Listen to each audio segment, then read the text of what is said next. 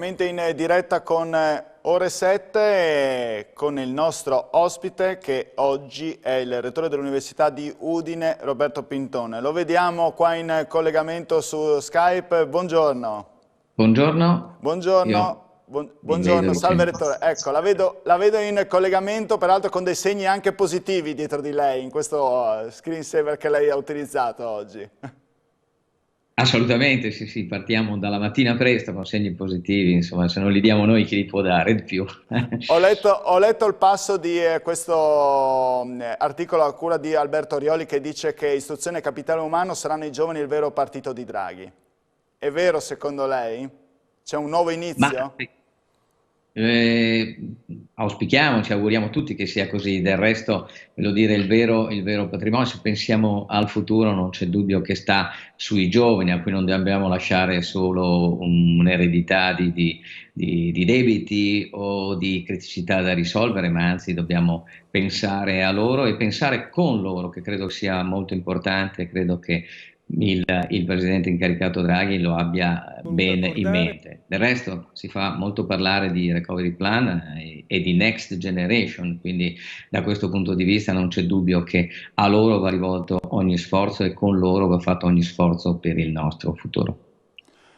E si parla anche di nuova Europa, lei ha accennato appunto di Next Generation, si parla di nuova Europa ma anche di giovani magari più europei, di mobilità, di internazionalizzazione. Lei crede in questi fattori fondamentali per il futuro dei ragazzi, degli studenti? Ah, diciamo che sì, beh, ormai credo che tutti, europeisti e non, abbiano riconosciuto per esempio il potere enorme che ha avuto per esempio un'iniziativa come Erasmus, che continua a essere finanziata peraltro dalla comunità europea, per creare un'Europa senza barriere, almeno culturali. Da questo punto di vista la mobilità ormai di uno studente che va dall'Italia in un paese d'Europa non sembra neanche una mobilità verso l'estero, ma in un ambito più ampio, che è quello continentale.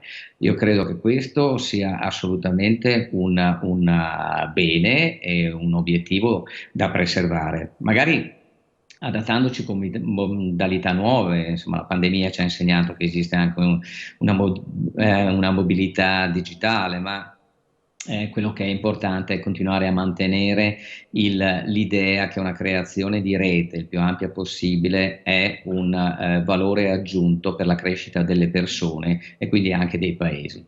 La speranza di poter anche tornare a viaggiare oltretutto e permettere a questi ragazzi che possono muoversi, insomma, per poter accrescere la propria formazione all'estero, visto che questo è un valore aggiunto, no? Immaginiamo, voi siete anche operativi da questo punto di vista per permettere ai giovani, magari con un investimento futuro, a fare in modo che questo Erasmus continui, no? Sì, naturalmente sosteniamo tutte queste attività, abbiamo cercato di sostenerle anche in questo periodo, naturalmente, anche se il tutto è limitato dall'emergenza che ben conosciamo. L'incoraggiamento è sempre quello, naturalmente, di utilizzare e sfruttare al massimo queste opportunità che ci sono offerte e che le università, la nostra ovviamente non è da meno, cercano di sostenere al massimo. C'è stata una riduzione in questo periodo di pandemia, però contiamo appunto che si possa rivitalizzare. Ecco, no, però non sono venuti meno i contatti con gli studenti, l'università, i docenti degli altri paesi e questo è molto importante. Senta, affrontiamo il tema dell'università ai tempi della pandemia, perché tanto si è parlato per esempio di studenti delle scuole superiori, 50% in presenza, 75% in presenza, trasporti pubblici, magari ci si è dimenticati, tra virgolette, dell'università. Come stanno procedendo le lezioni? Come sta andando?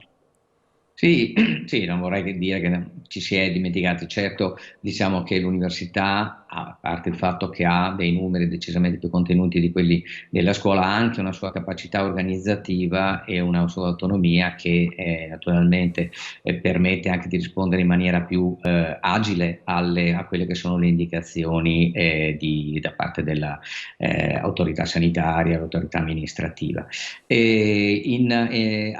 Noi per quanto riguarda Udine abbiamo cercato di mantenere in presenza soprattutto le attività laboratoriali laborali, le attività dei tirocini, di predisposizione della tesi di laurea e i servizi agli studenti.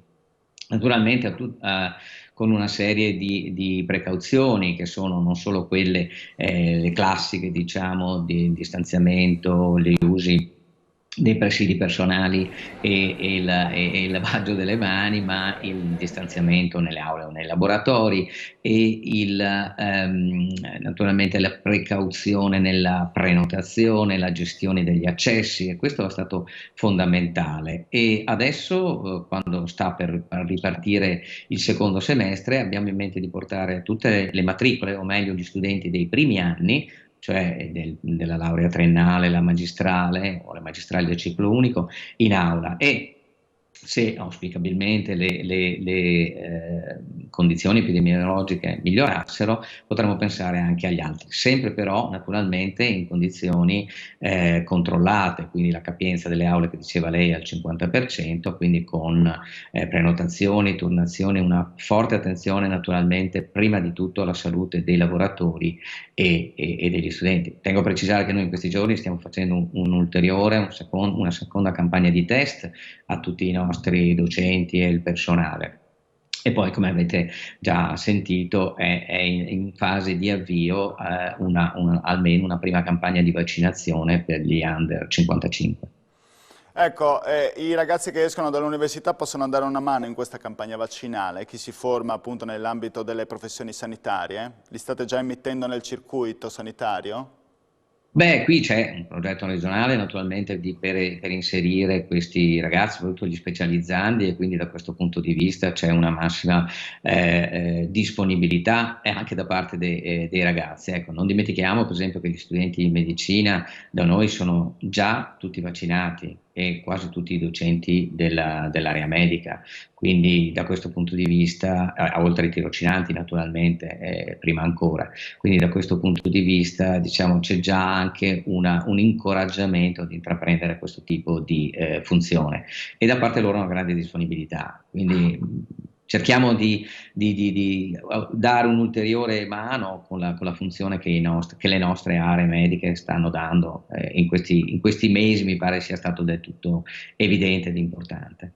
Le faccio l'ultima domanda: compatibilmente con l'emergenza della pandemia, quali sono i progetti che state mettendo in cantiere o vorrebbe che si realizzassero da qui a quest'anno, al 2021?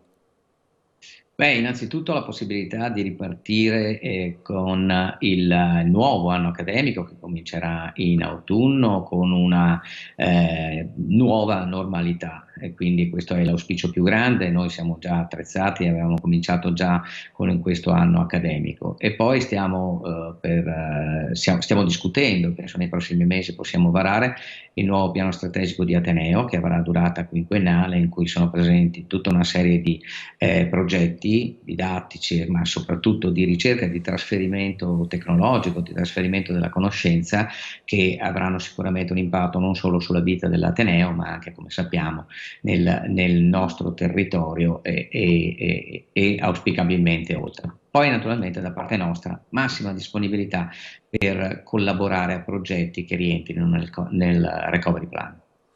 Bene, io la ringrazio, Lettore, le auguro in bocca al lupo, una buona giornata, buon lavoro. Grazie a voi e saluti a tutti quelli che vi ascoltano.